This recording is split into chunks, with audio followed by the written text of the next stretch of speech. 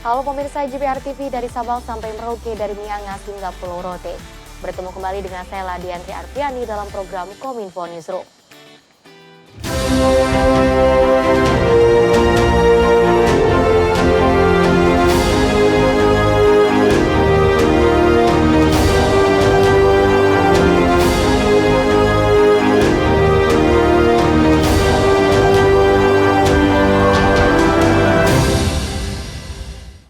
Mengawali informasi pertama pemirsa, Kementerian Komunikasi dan Informatika kembali menggelar Indonesia Game Developer Exchange 2023 untuk mendukung industri game lokal pada tanggal 11 hingga 13 Oktober 2023 di Bali. IGDX tahun ini akan ada 250 peserta yang berasal dari investor, publisher, hingga venture capital. Kementerian Komunikasi dan Informatika menggandeng Asosiasi Game Indonesia untuk kembali mengadakan Indonesia Game Developer Exchange 2023 di Bali pada tanggal 11 hingga 13 Oktober 2023. Kegiatan tersebut kembali digelar setelah berhasil mencatat kesuksesan dengan membawa investasi senilai 3,9 miliar rupiah melalui bisnis matchmaking pada tahun 2022 lalu. Direktur Ekonomi Digital Ditjen Aptika Kementerian Komunikasi dan Informatika Inyoman Adiarna dalam konferensi pers yang menyampaikan, pada penyelenggaraan IGDX tahun ini Kominfo menargetkan sebanyak 250 peserta yang berasal dari investor, publisher, buyer, korporasi, dan venture capital yang mengadakan kegiatan bisnis berjejaring antara game developer dengan mitra-mitranya. Dengan adanya event ini, Kominfo pun mengajak seluruh komponen masyarakat mencoba lebih dari 40 game baru dari pengembang Indonesia yang berpartisipasi dalam IGDX 2023. Saya turut mengundang para pemangku kepentingan terkait industri game maupun masyarakat luas ya, agar untuk hadir dan meramaikan kegiatan IGDX Business dan Conference. Pada kesempatan yang sama, Presiden Asosiasi Game Indonesia Cipto Adiguno mengatakan IGDX 2023 akan hadir dengan 4 rangkaian acara yang terdiri dari IGDX Academy untuk memaksimalkan pengembangan kapasitas studio game, IGDX Business untuk membuka akses pasar lewat bisnis matchmaking, IGDX Karir untuk memberikan inklusivitas kesempatan kerja serta peningkatan kapasitas game developer, dan IGDX Conference yang menghadirkan berbagai diskusi panel dan presentasi bisnis untuk memberikan wawasan baru kepada para peserta mengenai industri video game, tren hingga regulasi. Selama ini industri game terus berkembang, terutama sejak kita mulai mendapat dukungan dari pemerintah, yaitu sejak 5 atau 6 tahun yang lalu mulai gencar dukungan dari pemerintah, apalagi di 2-3 tahun belakangan sangat banyak dukungan. Salah satu bentuk dukungan tersebut adalah IGDX atau Indonesia Game Developer Exchange. Seperti disampaikan juga, IGDX sebenarnya memiliki 4 sub acara, akademi atau peningkatan kapasitas, bisnis atau tempat matchmaking untuk ketemu sama pelaku bisnis, conference untuk mendengarkan atau mengetahui lebih banyak tentang industri dari para speaker, dan karir, yaitu tempat untuk orang-orang yang mau mencari pekerjaan di industri game dapat menemukan rumahnya.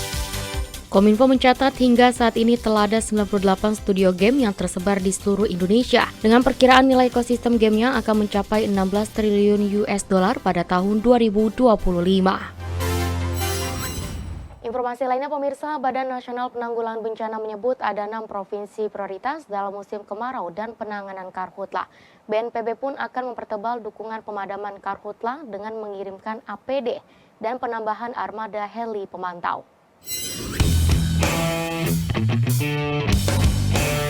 Badan Nasional Penanggulangan Bencana memperkuat dukungan untuk pemadaman kebakaran hutan dan lahan di 6 provinsi prioritas, yakni Riau, Jambi, Sumatera Selatan, Kalimantan Barat, Kalimantan Tengah, dan Kalimantan Selatan. Kepala Pusat Data Informasi dan Komunikasi Kebencanaan BNPB Abdul Muhari menyatakan, dukungan tersebut seiring kenaikan titik api atau hotspot di 6 provinsi prioritas tersebut. Menurut Abdul, ketika Kepala BNPB Letjen TNI Suharyanto memantau situasi penanganan karhutla seperti di Sumatera Selatan, masih banyak ditemukan aparat di daerah yang memadamkan api dengan cara manual menggunakan ranting pohon. Dukungan kepada Satuan Tugas Darat yakni dengan mendistribusikan alat pelindung diri hingga tambahan armada heli pemantau.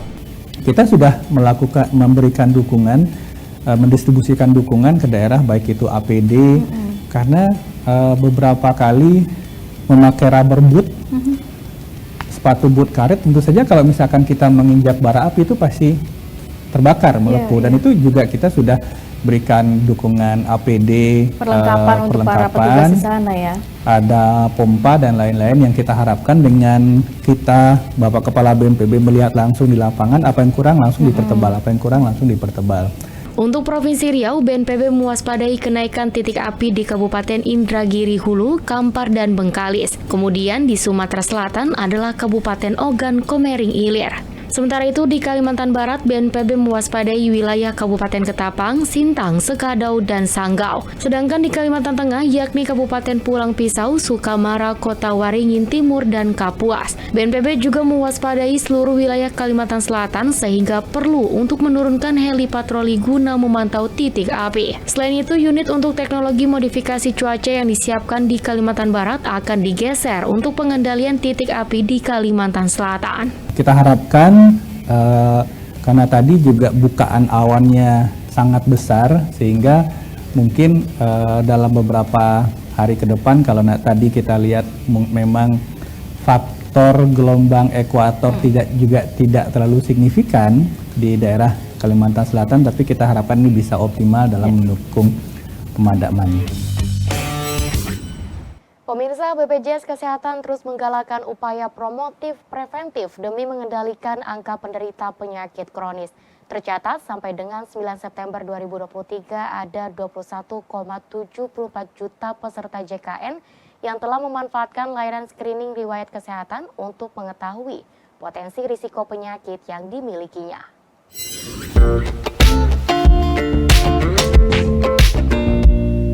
Direktur Utama Badan Penyelenggara Jaminan Sosial Kesehatan Ali Gufron Mukti menyatakan, sejumlah 23.911.772 peserta jaminan kesehatan nasional telah lakukan screening riwayat kesehatan hingga September 2023 ini. Dalam rapat dengar pendapat Komisi 9 DPR, Gufron mengatakan, tren capaian screening terus mengalami peningkatan tiap tahunnya.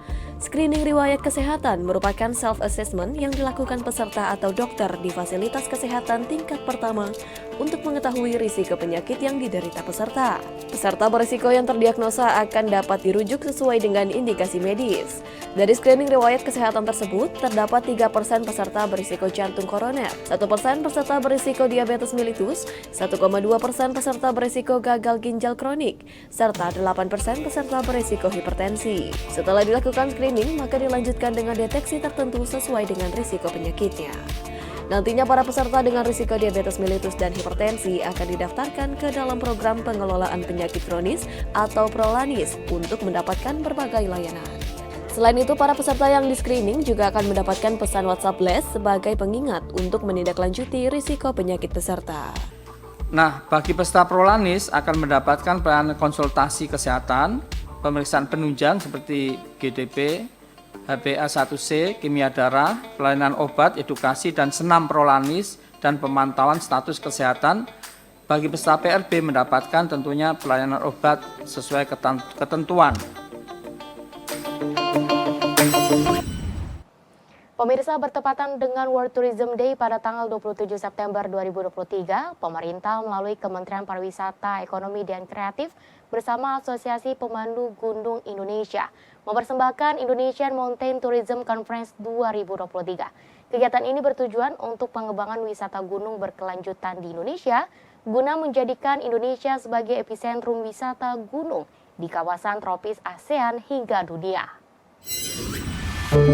Sebagai upaya pengembangan minat potensi wisata Indonesia, Kementerian Pariwisata, Ekonomi, dan Kreatif melakukan kegiatan promosi pariwisata di tanah air melalui kegiatan bertajuk Konferensi Wisata Gunung Indonesia di Jakarta 27 September 2023. Direktur Wisata Minat Khusus Kemenparekraf Ito Parikesit mengatakan dengan kegiatan Konferensi Wisata Gunung Indonesia atau IMTC 2023 menjadi momentum untuk mengenalkan bahwa Indonesia memiliki sumber daya alam berupa gunung terbanyak di dunia. Ito menyebut dalam rencana pembangunan jangka menengah nasional tahun 2020 hingga 2024, target utama dari wisata adalah devisa dan nilai tambah, kesiapan destinasi industri masyarakat, kapasitas SDM parekraf, daya dukung lingkungan, dan citra pariwisata. Nah, kita lihat sendiri saat ini Indonesia memiliki daya tarik wisata gunung yang kalau kita klasifikasikan itu ada 3 sebenarnya, ditambah peningkatan yang lainnya. Yang pertama adalah pesona Gunung Api Ring of Fire. Di sini mungkin ada Indonesia satu-satunya ya. Jadi komposisi gunungnya itu akan membentuk sebuah hampir menyerupai cincin. Jadi mungkin tidak ditemukan lah di negara-negara lain. Jadi hanya Indonesia, dan ini merupakan suatu keunikan yang memang menjadi daya tarik untuk menyedot wisatawan asing ke Indonesia. Kemudian juga hutan gunung tropis juga ini rivalnya mungkin ketika di daerah-daerah ekuator yang dilintasi di benua Amerika, ini mungkin rivalnya mereka, cuman secara geografi atau luasnya mungkin lebih banyak di Indonesia dan keanekaragamannya. Kemudian adalah pesona gunung bersalju di daerah tropis juga, ini mungkin ada di Irian Jaya atau Jaya Wijaya, jadi ini merupakan suatu daya tarik sendiri yang tidak dimiliki oleh negara lain juga. Kemudian keanekaragaman hayati, sudah pasti Indonesia ini menjadi poin yang sangat tinggi untuk sebagai daya tarik, dan terakhir adalah keanekaragaman budaya. Pada kesempatan yang sama, Ketua Umum Asosiasi Pemandu Gunung Indonesia Rahman Mukhlis menyampaikan bahwa wisata gunung berkembang pesat dalam 1 dekade terakhir karena didorong oleh perkembangan teknologi serta sarana dan prasarana. Untuk itu, IMTC akan digunakan sebagai sarana edukasi, sosialisasi, dan publikasi kepada masyarakat industri pariwisata untuk mengembangkan wisata pendakian gunung berkelanjutan di Indonesia. Jadikan wisata gunung sebagai era baru pariwisata Indonesia yang berkelanjutan. Sebagai sentral, bisa digunakan untuk kegiatan wisata gunung sebagai sentral pendidikan, pembangunan karakter, wisata, kemudian pemberdayaan masyarakat dan juga ekonomi, sehingga mendukung kemajuan Indonesia menjadi negara maju di masa depan. Pemirsa, usai jeda kami akan mengajak Anda berdialog mengenai pentingnya literasi digital bagi siswa SD dengan rekan kami Mona Zarinisa sesaat lagi. Tetaplah bersama kami dalam Kominfo Newsroom.